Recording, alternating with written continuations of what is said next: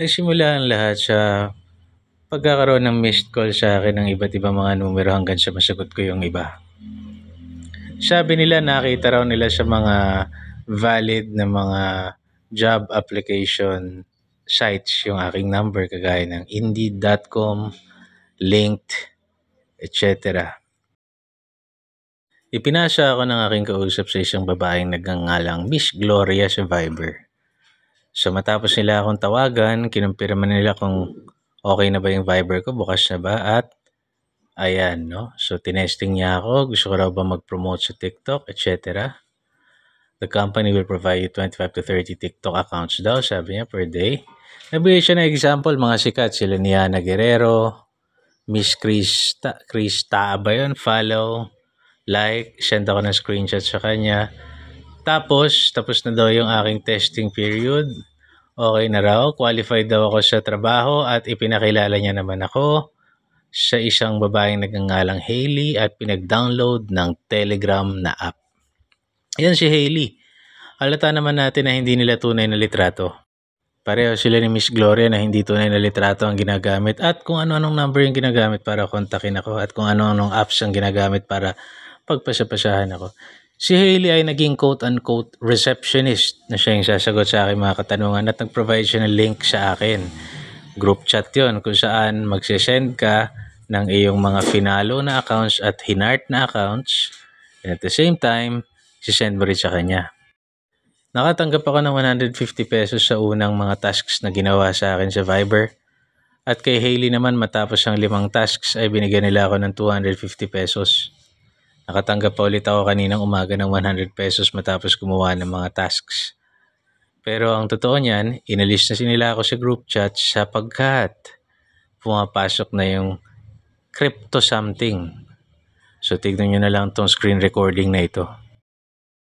Ito yung sinasabi kong task group. Yan, kung hindi kayo familiar, yan si Yuki Takahashi. Isa yan sa mga sikat na TikTokers ngayon. No, na finalo natin tapos nag-send tayo ng screenshot sa kanila. So, yun ang task natin. Mag-follow ng mga personalities sa TikTok at i-heart yung kanilang content. Alam ko na yun talaga ay ginagawa ng mga social media personalities para manatili sila nakaangat at patuloy na i-recommenda ng algorithm ng application ang kanilang mga accounts.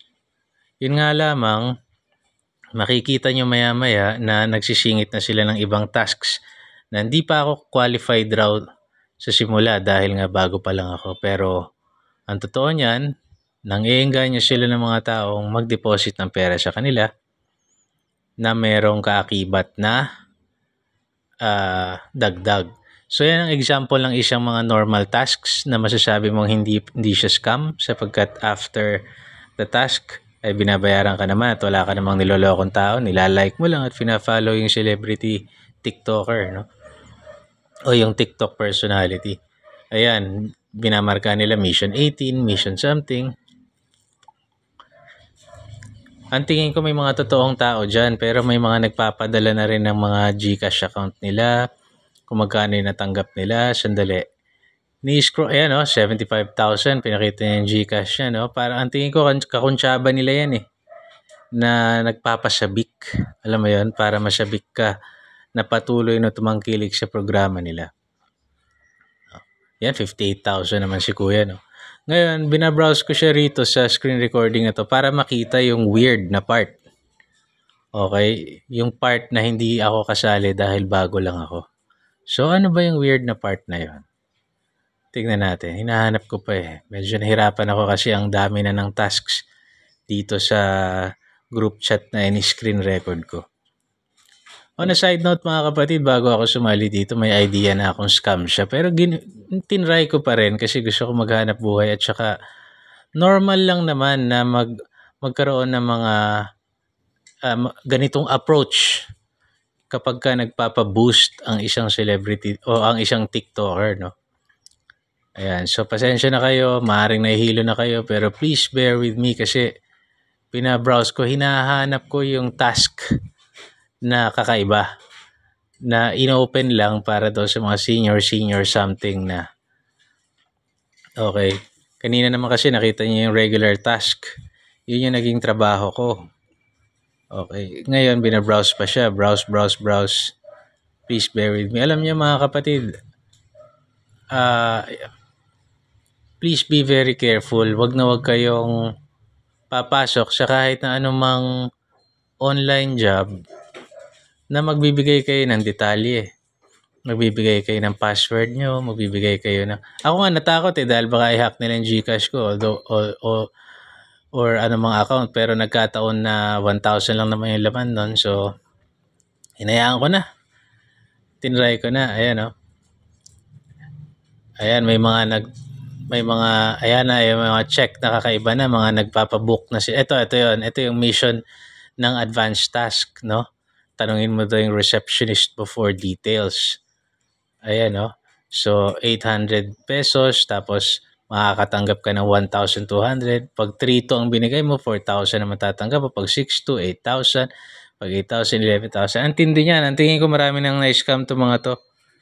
Kaya baliwala lang sa kanila yung tinapon nila sa akin na di umano payment ko sa pag-follow ng mga sikat na celebrity.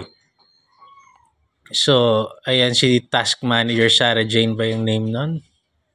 Nakita niyo yun? So, ayan, may mga bank account pa. I'm just hoping na mga kakuntsaba lang nila ito na nagpapasabik-sabik ng account at wala talaga naloko dito sa mga task members na ito. Kasi kung meron, kawawa naman. Ni-research ko rin sila sa Reddit at nakita ko yung mga thread doon. Marami talaga silang naloloko sa kagustuhan natin na kumita ng pera.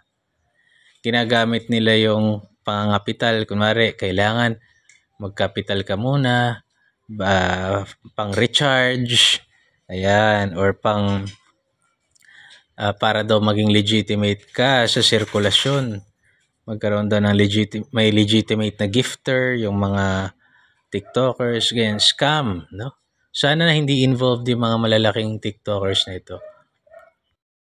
So, yung link patungo sa group chat na yun ay na-expire na at na-kick out na ako, parang gano'n. Minessage ko tong si Ma'am Hailey. Ito yung di umano receptionist na alam naman natin peke yung mukha. Sabi ko, na-expire na po yung link. Tapos, minessage ko na siya. Hello ma'am, just want to thank you for the opportunity. But please don't scam people. Masama yan. Karma will soon get you. Hanap na lamang tayo ng work. Ayan, puro pa ako typo. Work na hindi sama sa kapwa natin. Di pa spelling ko. Kasi alam nyo, isusuka rin natin yan sa totoo lang. I mean, kahit maging bilyonaryo ka, magkamal ka man ng generational wealth, somehow, some way, isusuka natin lahat ng masama natin ginawa. Lahat. Minsan, fuckboy ka, tapos parurusahan ka ng Diyos, di ka na magkaanak. Or wala ka na opportunity magkaanak kasi pinarusahan ka na sa lahat ng kasalanan na nagawa mo. So, isusuka mo rin. Ito naman, iba naman po ito. WhatsApp naman ito. WhatsApp. Ayan. Iba naman yan na order processor daw kuno-kuno. Chene-chene. Tapos, ayan na naman.